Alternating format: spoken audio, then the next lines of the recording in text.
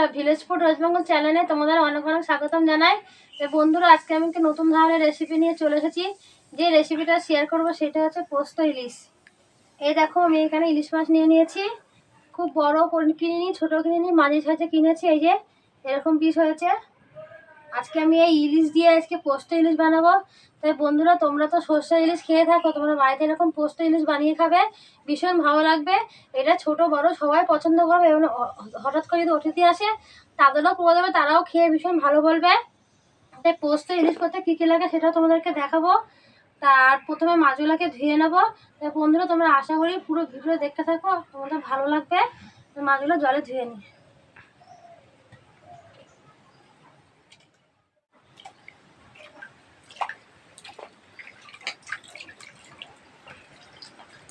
তো ইলিশ মাছ কিন্তু বেশি ধোবে না, একবার থেকে দুবার ধোবে, কারণ ইলিশ মাছ বেশি ধুলে কিন্তু স্বাদটা থাকে না।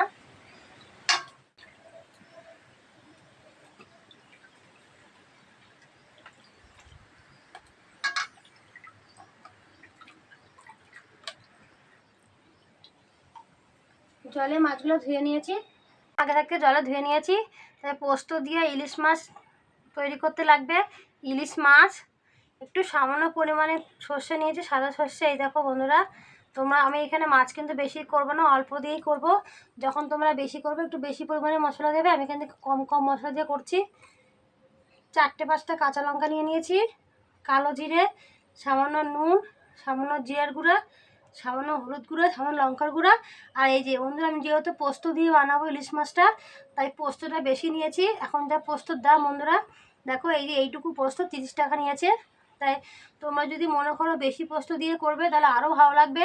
আজকে আমি এই পোস্তটা দিয়েই করব। এইগুলো লাগবে সমস্ত ইলিশ পোস্ত তৈরি করতে। পোস্ত আর এই সর্ষে আর 2টো লঙ্কা আমি শিলনোড়ায় একসঙ্গে বেটে নেব। এই ইলিশ মাছগুলো একটু নুন আর হলুদ দিয়ে মাখিয়ে রাখবো। তাই সামান্য পরিমাণে নুন দিয়ে দিলাম, একটু সামান্য পরিমাণে হলুদ দিয়ে দিলাম।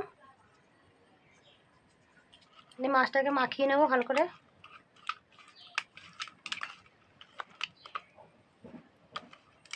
মাখানো হয়ে গেছে নুন হলুদ। প্রথমে পোস্তটা বেটে নেব।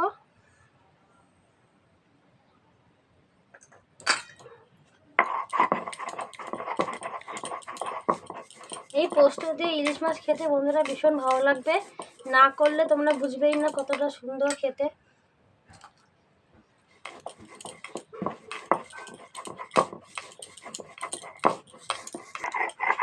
পোস্ত বাটা হয়ে গেছে, এবার তুলে নেব বাটিতে।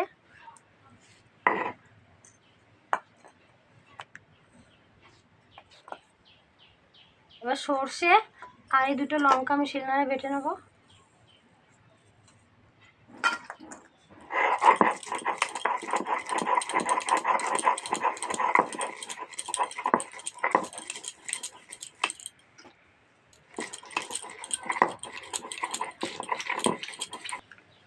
সর্ষে আর লঙ্কা বাটা হয়ে গেছে।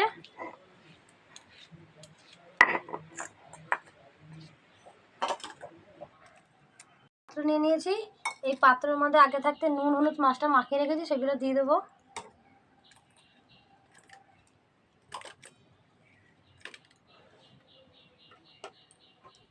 এই পোস্ত বাটাটা দিয়ে দেবো।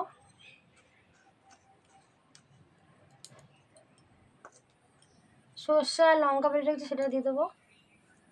আমি কিন্তু পোস্তটা একটু কম দিয়ে করছি, যেহেতু কম মাছ। তোমরা যখন বেশি মাছ দিয়ে করবে কিন্তু পোস্ত পরিমাণটা বেশি দেবে। একটু সামান্য পরিমাণে জিরার গুঁড়ো, আমি কিন্তু জিরে গুঁড়ো সামান্য অল্প দিয়েছি। একটু লাল লঙ্কার গুঁড়ো কালার আনার জন্য দিলাম। একটু হলুদ গুঁড়ো, যেহেতু হলুদ গুঁড়ো আগে দিয়েছি অল্প, তাই একটু অল্প দিলাম। একটু নুন, আর এই উপর থেকে সরষের তেল। মাছটাকে ভালো করে মাখিয়ে নেব।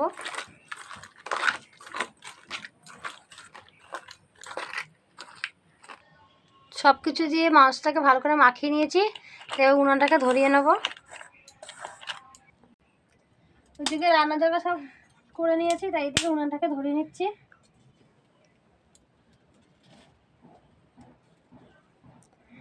উনানটা ধরে গেছে, তাই উনানের উপর কড়াটা বসিয়ে দিলাম।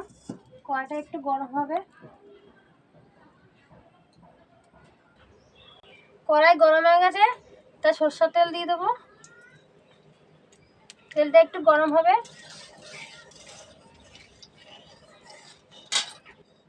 তেল গরম হয়ে গেছে, এই গরম তেলের মধ্যে সামান্য পরিমাণে কালো জিরা ফোড়ন দেবো। 3টে লঙ্কা দেবো।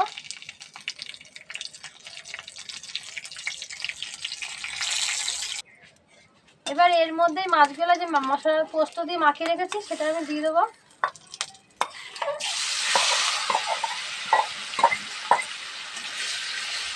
দিয়ে একদম আলগা আস্তে আস্তে করে নামা দেবে, খুব জোরে জোরে দেবে না। এবার এই মশলা দেওয়ার জলটা আমি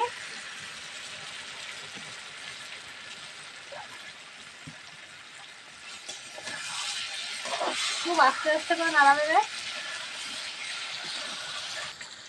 এই মশলা দেওয়ার জলটাও দিয়ে দেবো।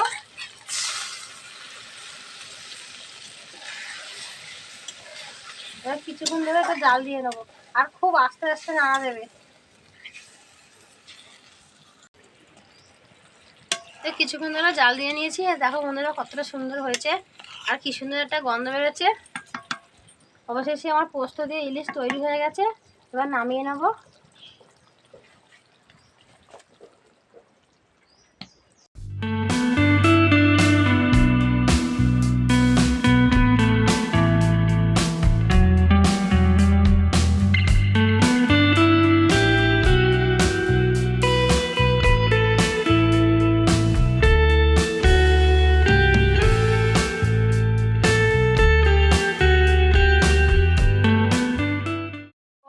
আমার পোস্ত ইলিশ হয়ে গেছে, এখন ওকে দেবো, খেয়ে বলবে কেমন হয়েছে। এই পোস্ত ইলিশটা বন্ধুরা ভীষণ ভালো লাগে খেতে। তোমরা বাড়িতে বানিয়ে খাবে, খেয়ে বলবে কেমন হয়েছে, আমাকে কমেন্ট করে জানাবে। বড় পিস দাও। হ্যাঁ, এই তো পোস্ত খাই দিলাম, খেয়ে নাও, খেয়ে বলো কেমন হয়েছে।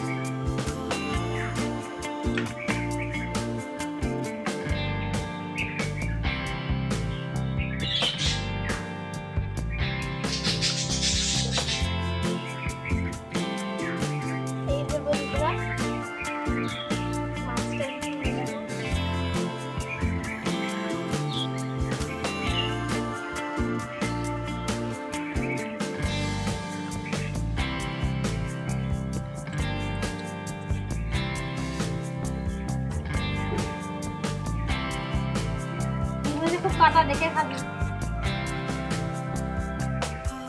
তোমরা এটা বাড়িতে না বানিয়ে খেলে বুঝতেই পারবে না যে কতটা সুন্দর হয়েছে।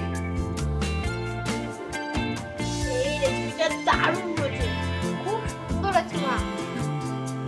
তোমরা এটা বাড়িতে অবশ্যই বানিয়ে খেও। হাড়টি চারটি জানলে তোমরা পুরো ধারাটাই জানবে, দারুণ হয়েছে।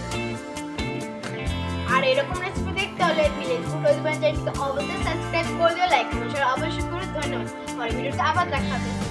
নমস্কার বন্ধুরা, তোমরা আমার পাশে থাকো, আমাকে এগিয়ে যেতে সাহায্য করো। তোমরা আমার পাশে না থাকলে কিন্তু আমি এগিয়ে যেতে পারবো না, তা আমাকে এগিয়ে যেতে সাহায্য করো। আর আমার ভিডিওটা তোমরা পুরো দেখবে, কোথাও না কেটে। আশা করি তোমাদের ভালো লাগবে, তাই তোমরা আমার পাশে থাকো। পরের ভিডিও দেখা হবে।